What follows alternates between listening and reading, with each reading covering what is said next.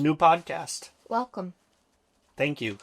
You're, it's like a new you today. New year, new me. New year, new you. Yeah. Yeah. So, it was an eventful night. We were tracking some things. As you can see, we were partying like it was 1999 in here. I love it. Yeah. I love it.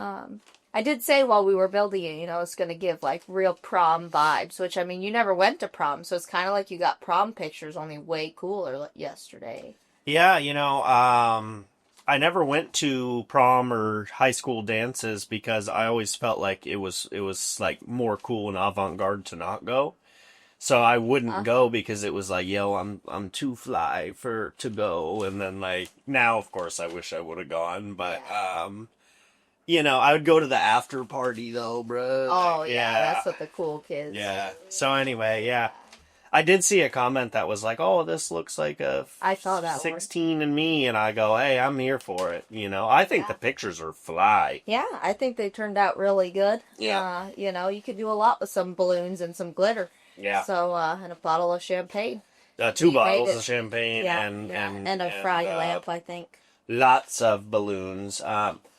Yeah, the process to get it done was interesting because we had the plan for quite a while to do this photo shoot. Yeah. And then we sort of ran out of time, and it was like, well, we're going to hit it today, so like we need to get it done. Yeah. And went ahead, banged out the photos. I think they went really well. And yeah, it was a lot of fun.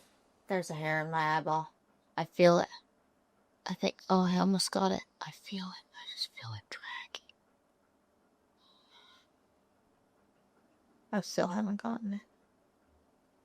Oh, there it is. We got it. A few stores later. That whole scenario was insane. Well, I needed to get it out of my eye. I just let you have that moment. Yeah. Albie is not happy with this setup today. He would like to be... Maybe we move the skull so he can just at least sit on his bed. The dog is so high maintenance. All right, folks. So anyway, the process to get all the stuff was interesting. Had to go to 3 stores. Yeah. And eventually kind of got everything we wanted.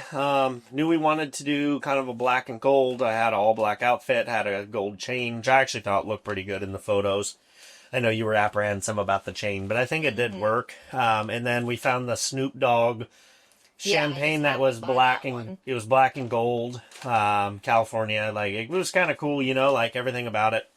And then the photos, we had somewhere to go and we're trying to get them done, and I think we came out with like 10 really good photos, and went ahead 500.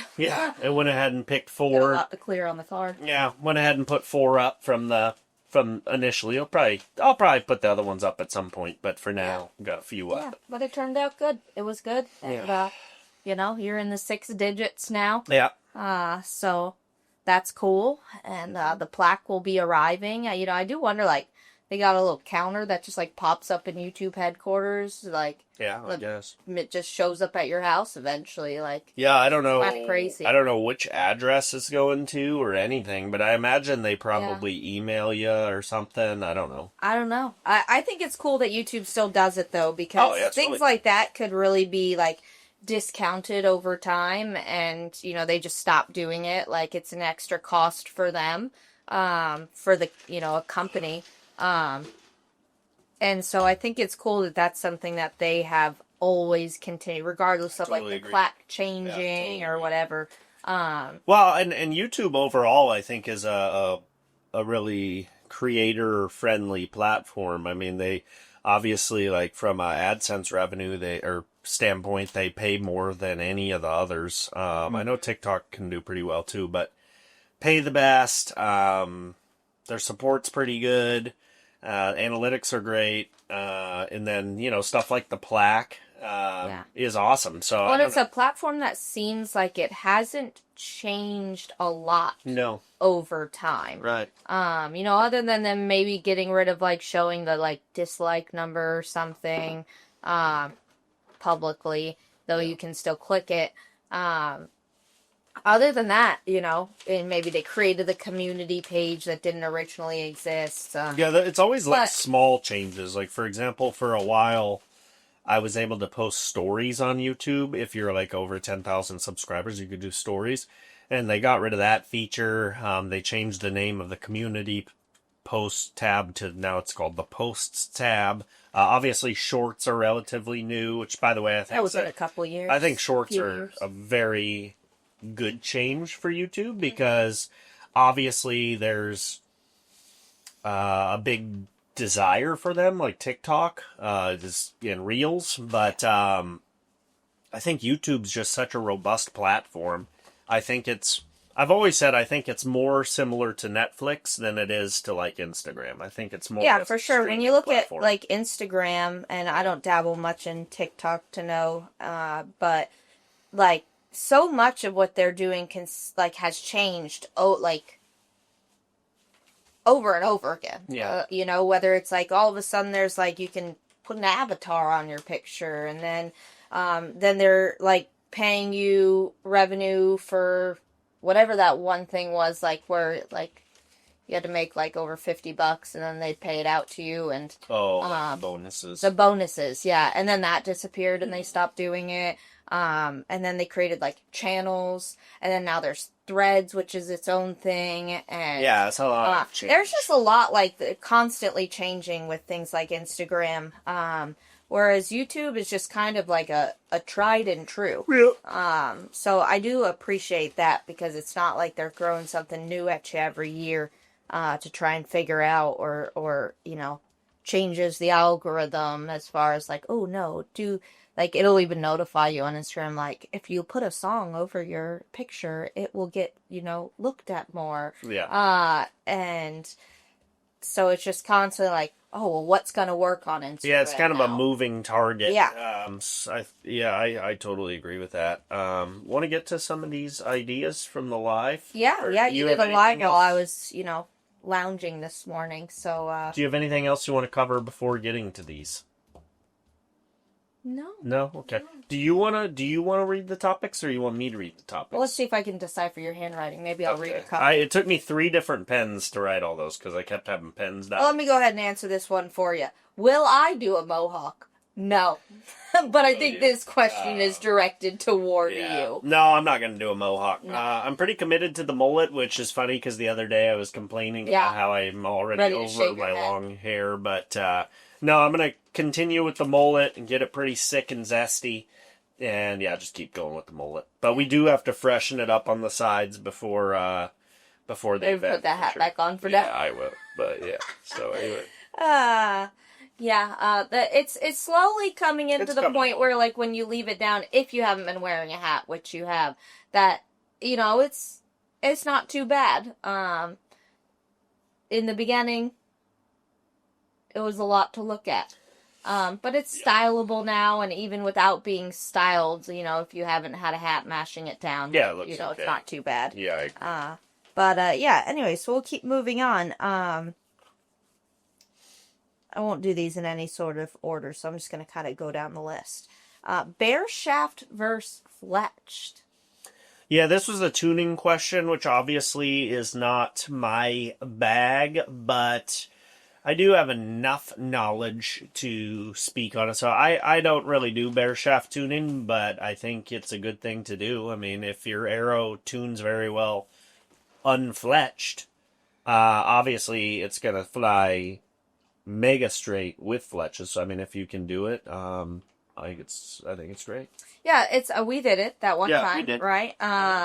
Which was a pretty cool, clever video. Mm-hmm. And I agree. I think if you have the tools to do it, the equipment to do it, then do it. It can only make you more accurate. Yeah, it's not going to make you, as long as you do it right, it's not going to make you less accurate. So I agree. So if you have the equipment, do it. Yep.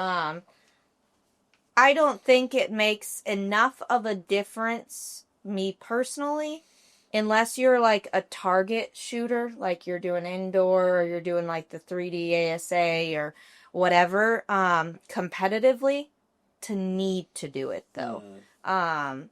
Like it doesn't throw you enough off that you're going from, I mean, even like a dessert plate, not a dinner plate. Like I don't think the differences in your shafts are going to take you from inside the dessert plate to the next arrow that's off outside of the dessert plate. Like, your variable is within that dessert plate. So, and I think probably even smaller than that. So very scientific right there. Well, I that's how I'm trying to describe how minute I think the differences are. Unless you're buying ass arrows or something. I like it. I love it. I love it. I love it. Are you in a real, like, California? You kind of got my smoker's voice going on this morning. I'm just kind of in a good mood. Yeah, well, once you hit 100, I mean, you could coast now, you know. Oh, I'm not. No, I'm not gonna coast. I'm gonna go even harder. But my point is, like, today, I'll be honest with you, like, you know, like, if I could do anything right now, it'd be to finish our tasks and just, like, go walk around and hit water holes on the beach. Yeah, I'm so glad I put so many tasks on the list today. We only have a few tasks. We got a bit of filming, some short stuff to do. And probably some loading up. But after that... We got a lot of loading up to do. But after that, I really would like to go, you know, just walk around in the sun, bro. Like, I feel like today, I know there's tasks to do, but I'm kind of in a mood to just, like... Or a true just California. Vibe, bro. Like, I want to vibe today. It's such a big day. It's a big day. Anyway, continue. Sorry. I do understand now why, Brittany, you know... I've learned enough of your words that, like, I can communicate with you, but, Albie's not sure about the balloons. He's still trying to decide. All right, next cue. Yeah, to understand your California language. I get it now, because, oh, I went backwards. Okay, next Okay, cue. here we go. So moving on to the next one.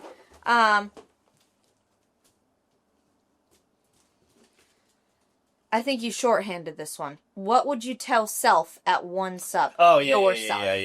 I thought that was an interesting question. Yeah. I don't know. I can't really say I would have done a whole lot different. I don't know. I mean, I think at the time I was doing the best I could with the equipment I had. I mean, we were mostly just filming on GoPros. Like, you know, so, and old ones.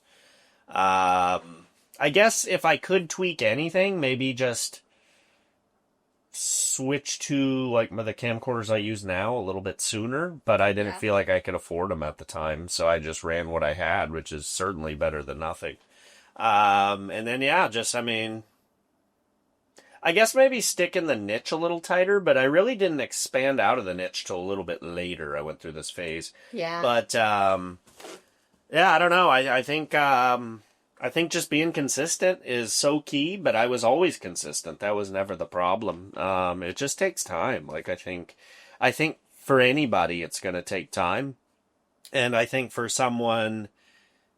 Our production was just so low in the beginning that I think that was tough. And then also the elephant in the room, too, is that, you know, we were doing archery and hunting in Southern California and trying to grow a platform. Like, it was, you know, not a hotbed for, it wasn't Spokane where you got 14 YouTubers.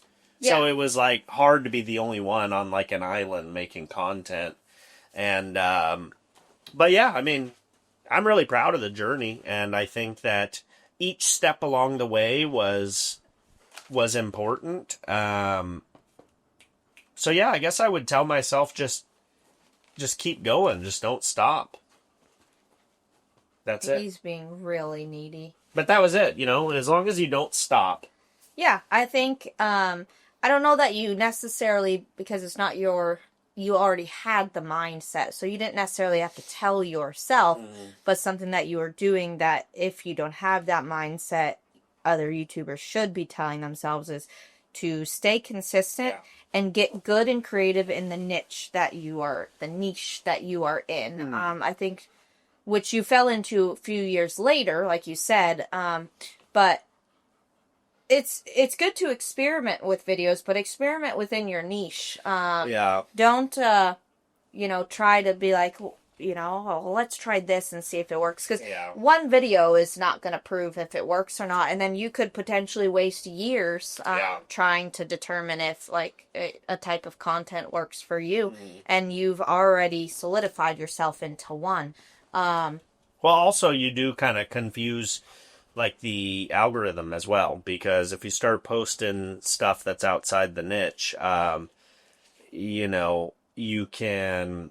Essentially, the click-through rate will be a lot worse on that video. So then when your next one comes out that's in the niche, they're kind of like, well, should we push this out to people or not? Because they didn't click the last one. Yeah. But then your next one might be in the niche. So it's just important to stay honed in. But I mean...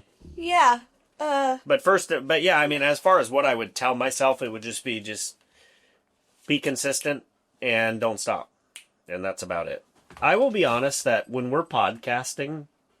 The dog is always a huge distraction for you. Well, he's just so needy, and he just loves me so much. He can't be without me, People love the podcast. It is interesting, because when we're doing them, I'm like, man, this shit's so off the rails. But I think that's why people enjoy it. Yeah. Yeah. Especially you, because you're a goofy bastard. You might be goofier than me.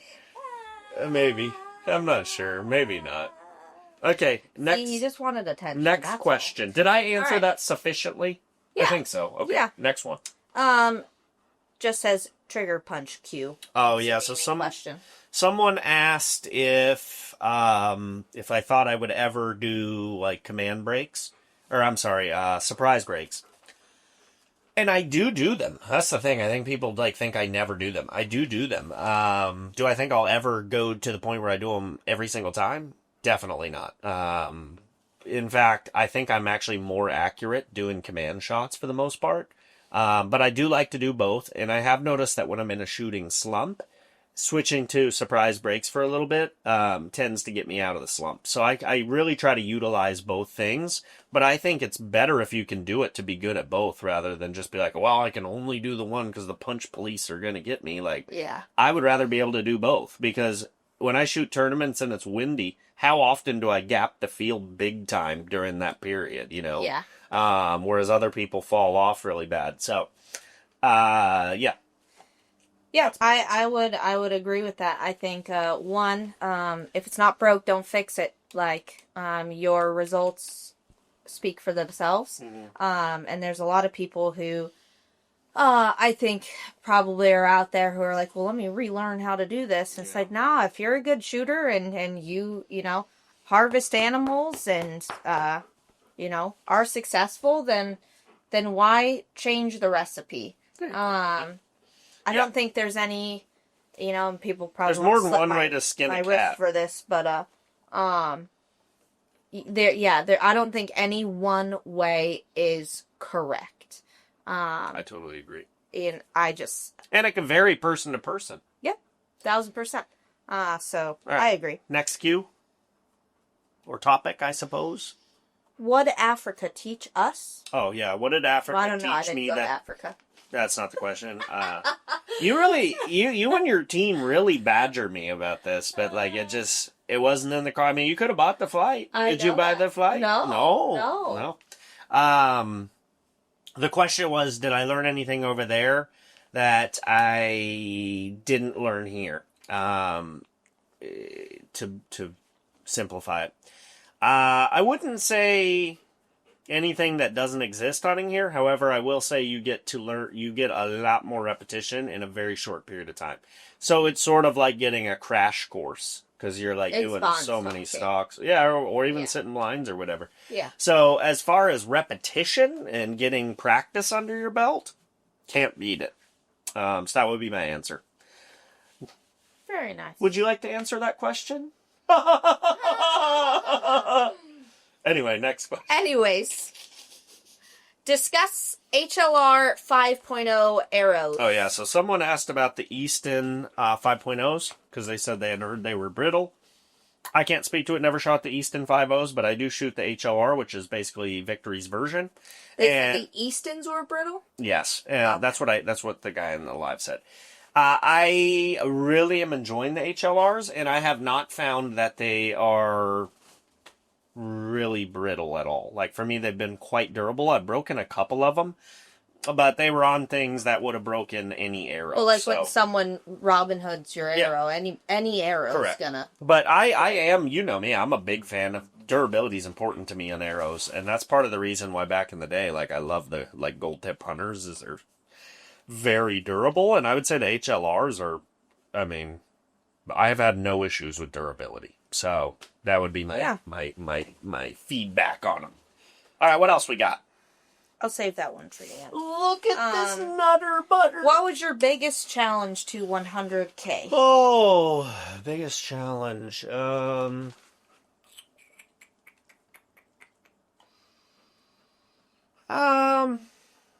I guess it would be just like trying to, you know, you got to be cautious not to get in your head sometimes. Like if you're dealing with, you know, haters or like, you know, the whole podcast about getting canceled, shit like that is rough and not fun to go through. But for me, I just try to use that as fuel to go even higher. And I love it. I do love it. But they are tough, stuff like that. So for me, that would be the main thing is just dealing with maybe nasty comments or people being mean or trying to tear you down. Like that is not fun. So that would be the hardest for me. Mm-hmm. But I will say, as far as like in person, but no one ever mean, like, you know what I mean? Everyone's always so cool in person. So you cannot let the negative comments and people being trolls like bother you. But I'll be honest, sometimes they just do. You'll read a comment and you're like, oh, shit'll bother you all. Well, it'll just bother me all day and like make you depressed and stuff. And yeah, that's the toughest part for me at least. But it was harder in the beginning. You know, now it's like, it's fine. But yeah, that would be my answer. Very nice. Is this I feel like this is kind of a nice format for this episode, would you say? Yes. Okay. What are you most proud? I feel like I should have really nice, proper, like, card stock here where I like, right? I flip through we should have done that ahead of time. But instead, we're just humble paupers. What are you most proud of to 100K, like in the process of getting to 100K? Oh, man. Well, I'd be kind of curious your answer too, but I don't know. I guess just sticking with it, always staying consistent, staying upbeat. I guess I'm proud of the fact that you know, was still very much like a people's man of the people's champ, and I like that. I don't want to be the cuck that's like shooting and then going home or being like, I don't want to be around the people. I want to be around the people. I want to be. I know you. I want to be. I want to be ripping shotguns in the parking lot, hanging out at TAC with like people that I just met. That's what I want to do, and so I'm proud of that's been maintained and. Definitely haven't like gotten too hoity-toity to be like, well, I can't do that because I gotta make my sponsors happy. It's like if my sponsors don't like that, they can drop me and I'll go find someone who like is more aligned. But luckily, my sponsors are on board with me as a person, and that's how I am. So I would say just staying true to who I am and everyone else in the group as well. I think that's what I'm proud of, probably. But what would you say? Because you've been around since 4,000 subs-ish, so you've been around for 96,000 of growth. That's a lot.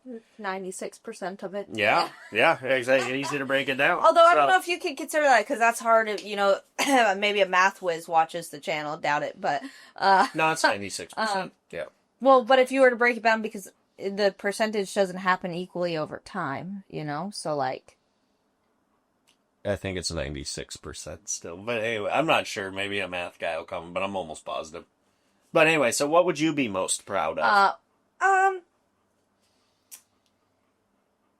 Yeah, I'd say, you know that I'm like a big fan of sometimes getting into using the DSLR in some cases and whatnot. I do like the pretty content. But, you know, there's a good...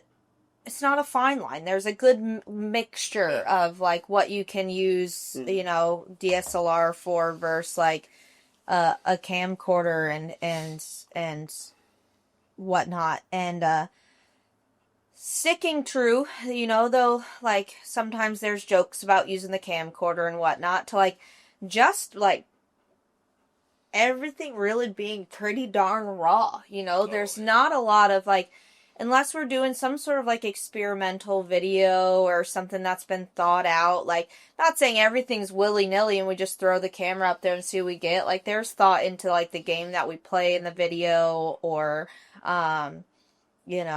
the overarching goal, or even hunt videos like the hat trick that you had at the end mind, and it was just a matter of if, a bull went down or not to make it happen. Sure, that thought is still in there, but so much of it is still just based on the natural, raw fun of shooting.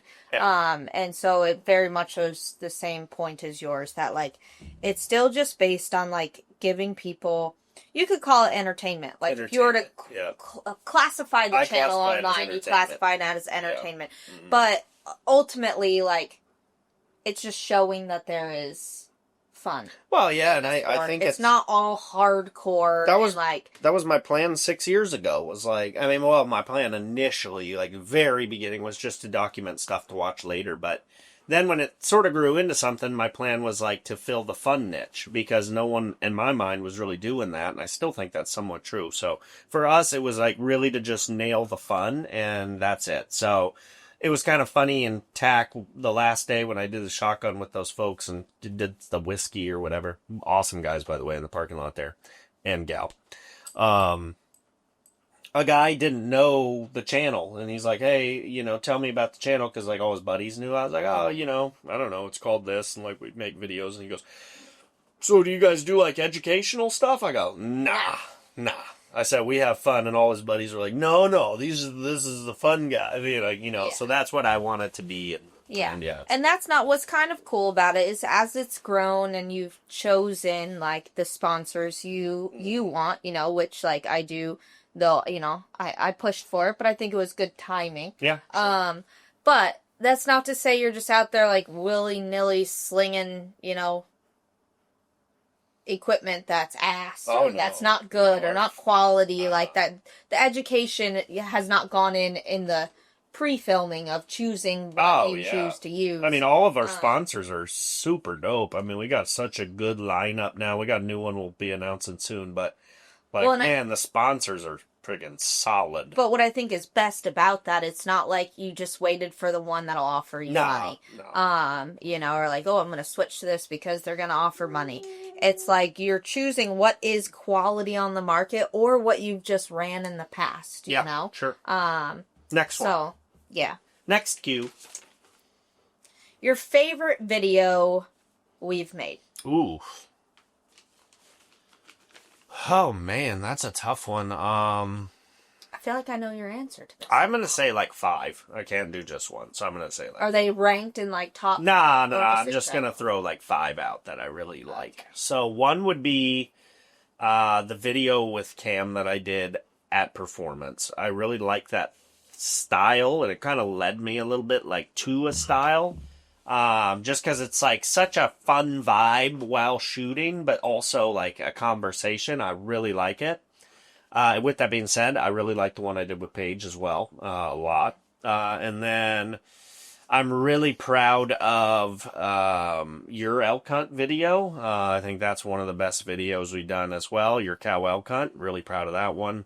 And obviously, I really like the hat trick video a lot, would be in there for me. And then if I had to throw a 5th one, I would probably say the bison hunt. I really like the bison hunt. I know I'm in the video for a total of about 10 seconds, but I as a creator, I really like the video a lot. And so yeah, that would be 5 that come to the top of my head. And then I guess just like some of the TAC videos we've done, like, I love stuff like that. It's hard to say one because I've done so many, but that would be like 5 that come to my head right now. What about you? Yeah, it's interesting because, like, it is basically like, an archery fun channel. So, like, some of the hunt videos do really great numbers. Some of them just do, good numbers, like, equal with the channel. None of them really pop off, like, crazy, but that's not what the niche is to what you do. But those seem to always be my favorite videos. I think it's just because I do like a bit more of the storytelling that gets involved into hunt videos. And you're there for the hunt, so like, you know what's trying to be said in the video because you were there experiencing it. Yeah, I like hunting videos too. And there's just so much more of like this, like, for me or other people who were at the hunt, like, relief watching the end of it because you know, like, it was successful or wasn't or whatever. Or for the viewer, like, excitement to get to see it finally happen. Yeah, so man, there's a lot of good like hunts. the one we did, I think it was probably the first hunt I was ever on with you. I think the one that has, I think, my most favorite thumbnail. The one that we did that says persistence. And it's like the sunrise in the morning and just like glassing like at the top of a hill or mountain. Yeah, so that video is pretty cool because that video is a compilation of like 5 hunt videos, and I made it into more of like a film, and it's longer and yeah, I do. That's a good video for sure. But then the hat trick, obviously, or my most recent elk video. Those are all my kind of favorites. Yeah, I would throw a couple more in there that came to mind. Me and Ted have a classic javelina hunt from like 4 or 5 years ago, where we're like totally surrounded by javelina. It's one of our highest viewed hunting videos. That one's really good. I really like the elk hunt where I shoot a bull on like the last day and then surprise my dad. Oh, that's But that's what I'm talking about. Banger, yeah, and then. Yeah, I don't know. And I love features too. So like, you know, doing the video with Bomar in the practice range, like just stuff like that. That's different and fun. I really like. And then something about the bread and butter too. Like I like doing the frickin', you know, the King Arthur shoot and you know, and the Halloween stuff. Like those are fun. Yeah. I want to do a King Arthur this year. It's coming up, but I want to do it in like the garb and stuff. But like stuff that's just like nobody else gonna do. But like I'm gonna. And no one's showing up in a Mario costume to film.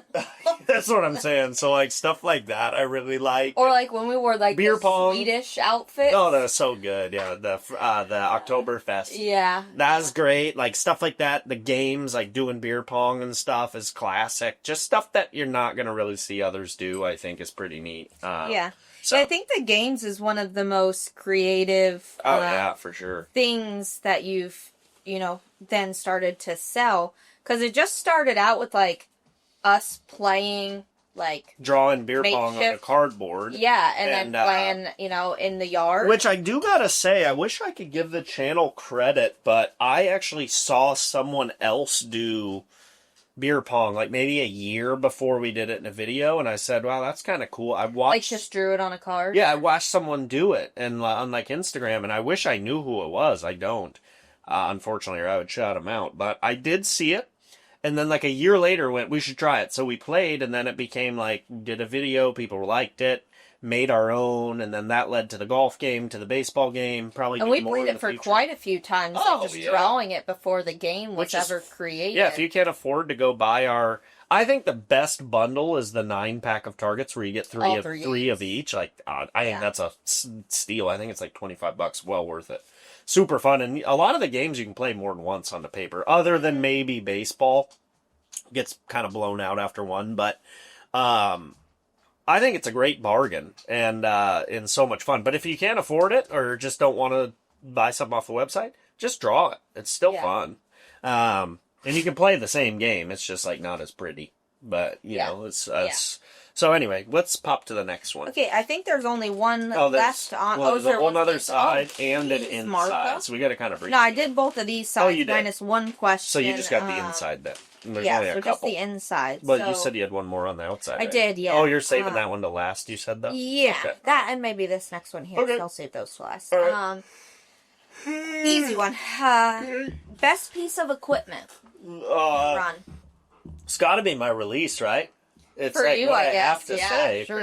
Ancient dinosaur. It's got to be that or the binos. I guess you got to give credit to Carter for the release itself that has held up, in the company itself, who will take it back and rebuilt it for you. Yep.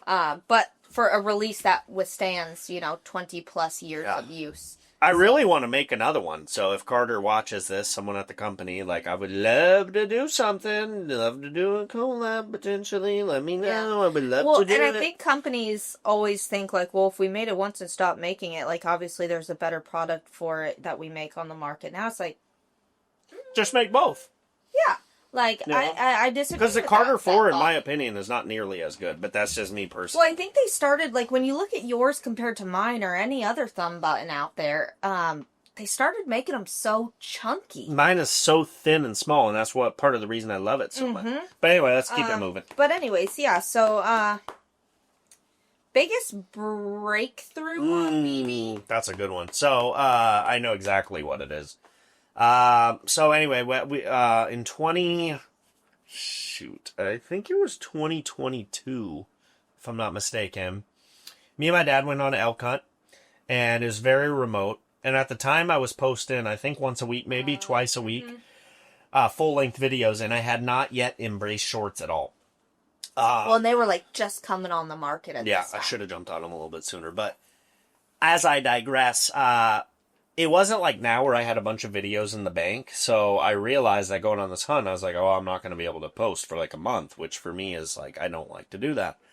I said, because I'm not going to have service. I can edit the video. I can't upload it. There's no way where we were hunting. So, but what I said is, well, what I can do is make shorts every day, or, in Reels and Facebook. Something that's shorter to upload doesn't take as long. So what I started doing was every morning when I'd get my tree stand, because I was doing a lot of tree stand hunting, I would go through our old videos and I would screen record bits that were like good, and then I would cut them into shorts and then put them up on shorts. I would do that twice a day for, I think it was 30 days straight. So every morning, every evening, sometimes even in the middle of the day. So I was doing 2 to 3 a day.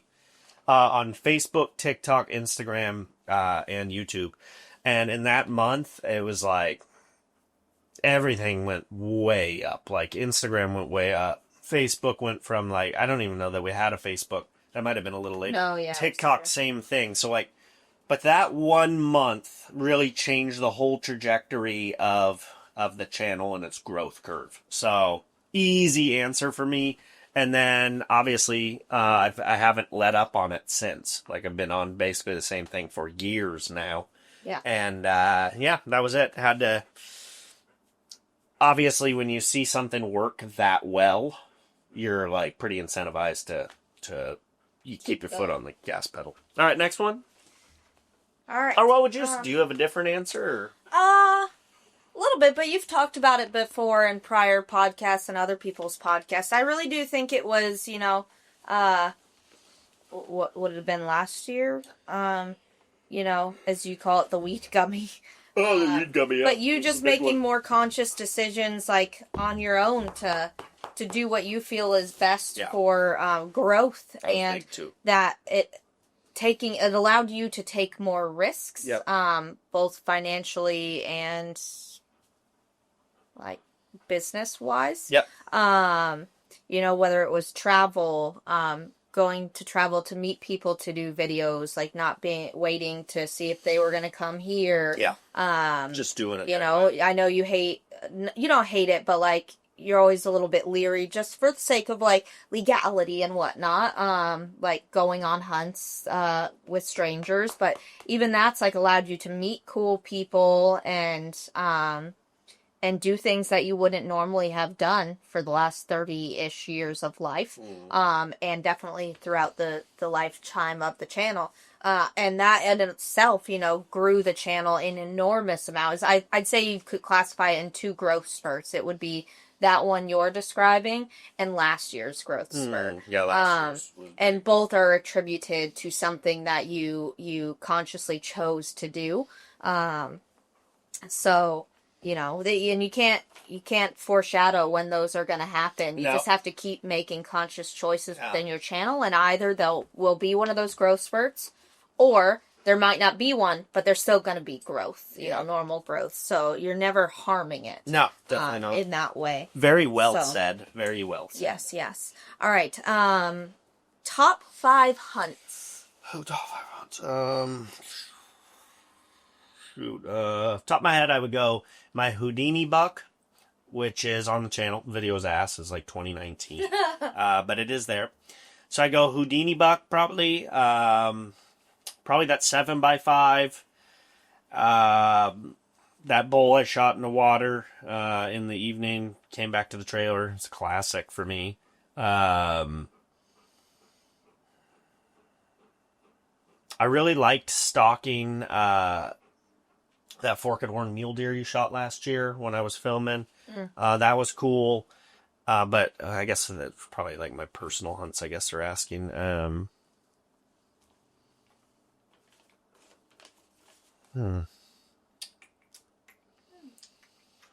about your name, like 4? Yeah, and then... Beanie. I ain't Elf in the water. Mm-hmm. And 7x5. 7x5. That's only 3. Because the other one was ear hunt. Yeah. I think they were asking like personal hunt. Yeah. Oh man, I don't know. I really liked the coos deer I shot last year. That was a cool one. Or actually this year. And then probably the elk hunt I did in 2020 was awesome. Great hunt. Ended up shooting a good 5x5. Had opportunities at bigger elk. Missed a much bigger elk. So yeah, I don't know. I've had a lot of good hunts. Been very blessed to have a lot of good hunts, but those are some of them. Very nice. Is that everything? Very nice. No. There's 2 more. Oh. What about you? You want to name some of yours? I love that mule deer hunt. I love that mule deer hunt. And your elk hunt was classic. Yeah, the elk would probably be up there in a lot of lessons learned. Yeah. So up there in the top 5, of course, it's your first elk, regardless of it being a cow or a bull. Not really technically my first elk. I guess you could say got an elk in my second season of hunting elk. Yeah. Just that first one I did a couple weeks with you, sitting. Almost got one that time too when we stalked in on that group. Yeah. Yeah. Yeah. So my elk, mule deer, just because it was like crazy. The weather just turned to absolute butt. Yeah. And still managed to get it done at, my furthest shot ever that, for me, you could say I would reel in my effective range. It was a lethal shot, but I don't think I would ever choose to do something like that again. Once it's not on film, because prior to you would have been my Kentucky deer that no one ever sees because it lives in Florida with Brittany. But that was just like my first time ever getting to see like real size deer. Right. Like we get baby deer, and there's real big deer in Florida, just not where we hunted. And so it's the first time getting to sit and like see massive deer. Yeah, so that would be a third one. Maybe first peccary? Yeah, that's tough. Or your second peccary? I'm just going to classify any peccary hunts always going to go on the top. I love peccary, yeah. Because it's just such a fun experience. Like, you can get so close your to buck them. fever always goes to 1,000,000 peccaries. God. They never stop moving. There's always so many of them around, so you're trying to watch for so many sets of eyes, and like, unless they're winding you, and as long as you're not moving, like, they truly just don't give a flying F. Like, they don't know you're there. So, I love them but yeah, it's still like you're so worried about it, so you just get freaked out. And your coos was really good too. I just remembered the coos. Oh yeah, that one just happened in such a whirlwind that like I don't really classify it up there in like one of the most exciting ones. Javelina, definitely exciting. So anyway, that's 5. Yeah. So, all right. BD in 5 years, where do you see it? 5 years. Ooh. Well,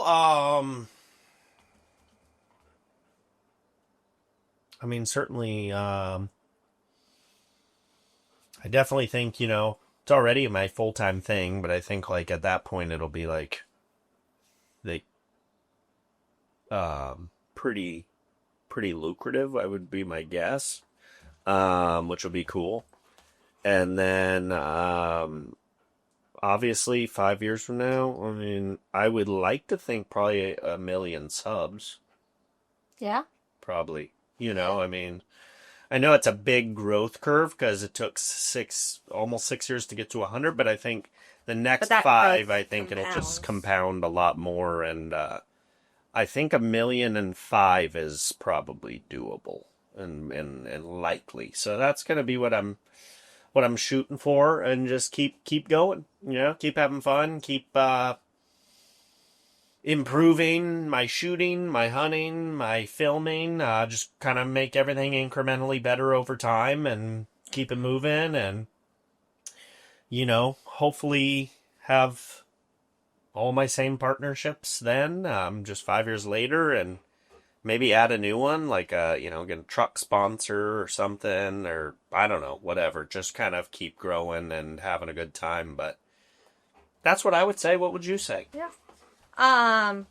In 5 years, yeah, I could. I think we talked about this last night. I could see it. I could see it being there at 1,000,000.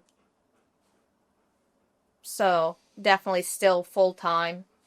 In 5 years. Yeah.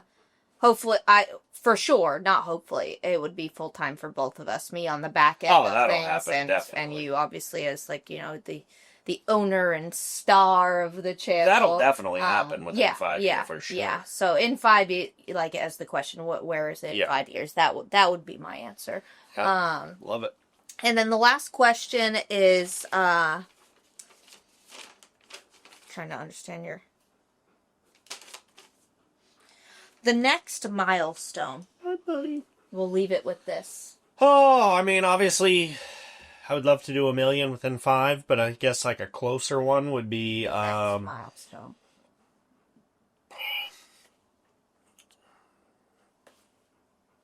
So I have a couple. One would be 100 million views, which is pretty close. I mean, I think we got like 20 million to go, which is a lot, but it's like... And now that's like lifetime on the channel. Yeah, so 100 million views, I think, is pretty close. Probably happens this year, would be my guess, but you never know. And then, I don't know, I guess the next big sub mark would be like 250, like a 250,000 would be the next big one. So those would be the next ones, 100 million views and 250,000 subs. I think those would be like the next ones down the list. But yeah, just keep it moving, having fun, being a people's champ, and yeah, that's it. You know, like I never want to be like the cuck. I don't want to be like a dick to people. I'm gonna get you a trophy of you like just shaking hands with another human, and I'm gonna underneath it should say the people's champ. Paul Wall, baby. That's the rapper. They call him the people's champ. Yeah. Yeah. Uh-huh. So I'm kind of the Paul Wall of archery YouTube. Right. Yeah. Yeah. Shout out to Paul Wall. For sure. From Houston. See? Still alive or? Paul Wall? Yeah. Of course. Oh, okay. Yeah. Oh. He's white, wears grills. Legend. Paul Wall, a legend. Like, he might be on the white rapper Mount Rushmore. I would put him close. Definitely close. It's iconic. You gotta have M up there, obviously, so that's one spot gone. We really have diverted. So you got M, you got Paul Wall. You gotta go Beastie Boys, but you can only pick one, so you put one of them up there, and that leaves us one space. Maybe Mac Miller? Sure, other than Eminem, I have no idea who any of the people are you just named. But anyways, it's been a pleasure. Albie! Congrats on the 100. Albie obviously wants to congratulate you. And we got a lot of cleaning up to do. And we're just going to keep cranking. Because after we end this pod, we're going to do some more. Last thing, be sure to subscribe to the podcast channel. Drop a comment. And most importantly, this is Wednesday. On Saturday, Bow Disciples Challenge 3 starts. So if you're on the fence about coming, you live in the area, drive down. The event's Saturday, Sunday. You can show up Friday night if you want. Come to the event, Bow Disciples Challenge 3. It's going to be a blast. It's at Lake Henshaw in San Diego County at the Lake Henshaw Resort with Bear State Bow Hunters. It's going to be a riot. You can buy tickets same day. You can buy tickets same day or online right now. And we'll see you guys there. Appreciate the support.